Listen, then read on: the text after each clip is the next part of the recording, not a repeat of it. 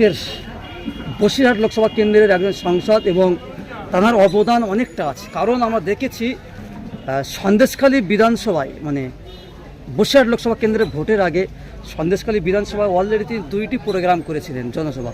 2টি জনসভা করেই প্রচুর ফলাফল পেয়েছেন এবং মানুষের মানে ভালোবাসা পেয়েছিলেন তিনি।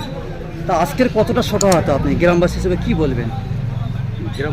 গ্রামবাসী হিসেবে একটা কথাই বলবো যে আমরা গ্রামের মানুষ মানে কতটা আমরা শোকাহত মানে মুখে বলে আমরা ভাষায় প্রকাশ করতে পারবো না। আমাদের গ্রামে মানুষের আপদে বিপদে যখনই গিয়েছি, যখনই ডেকেছি আমরা সঙ্গে পেয়েছি। এবং হাজী নুরুল ইসলাম গ্রামে আমাদের এই পাটের থেকেই উনি প্রথম পঞ্চায়েত ভোটে দাঁড়ান এবং স্কুল ভোটে ব্লকে জেলা পরিষদে প্রত্যেক এতেই উনি জয়লাভ করেছেন। এবং গ্রামবাসী হিসেবে আমাদের গ্রামের মানুষকে এক ছাতার তলায় আমাদের আগলে রেখে দিয়েছিলেন অভিভাবকের মতো।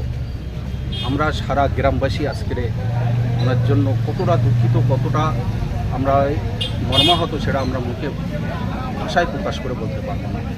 একটা কথা, আমরা গ্রামের মানুষ, আমরা আমাদেরকে অভিভাবকের মতো এক ছাতার তলায় উনি হাজী সাহেব মানুষ মানে সমস্ত মাদ্রাসা মসজিদ থেকে শুরু করে রাজনৈতিক থেকে শুরু করে সমস্ত সামাজিক দিক থেকে যখনই যে বিষয়ে আমরা গিয়েছি আমাদের কোনো দিন মোটামুটি গ্রাম নেই। আমি ওনার সঙ্গে অনেক ছোটোবেলায় থেকেই উনি যখন ব্যবসা করতেন আমি ওনার কাছেই কাজ করতাম এবং আমি ওনার অনেক সুখ দুঃখের সাথী।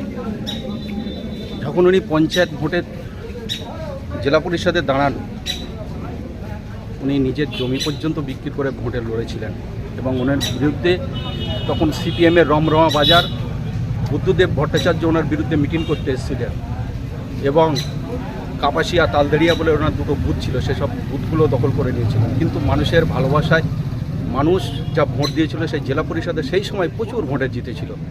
তারপরে লোকসভা বিধানসভায় একের পর এক মমতা ব্যানার্জি অভিষেকের আশীর্বাদে দিয়েছে পার্লামেন্টে।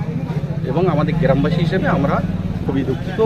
আজকের যিনি আমাদের কাছ থেকে চলে গিয়েছে আমাদের একটা অভিভাবক, আমাদের মানে মুখে ভাষায় প্রকাশ করার মতো আমাদের বহুদিনের প্রথমবার যখন হজ করেন আমি হজ মোয়াল্লেম, হজ গাইড করি।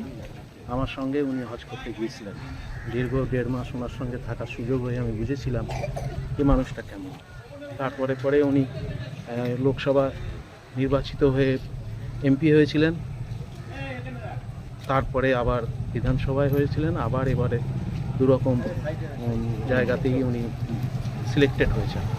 তো সেই জন্যে আমি ওনার সঙ্গে আমার সম্পর্ক হজে, আমি ওনার হজ গাইডে ছিলাম এবং আমার আন্ডারে উনি হজে করেছিলেন। সেই সঙ্গে ওনার বহেড়া গ্রামে আরও অনেক ছিল। তো সেই সৌভাগ্যে আমি ওনার জন্য দোয়া প্রার্থী আল্লাহর কাছে, আল্লাহ যেন ওনাকে ক্ষমা করে দিন।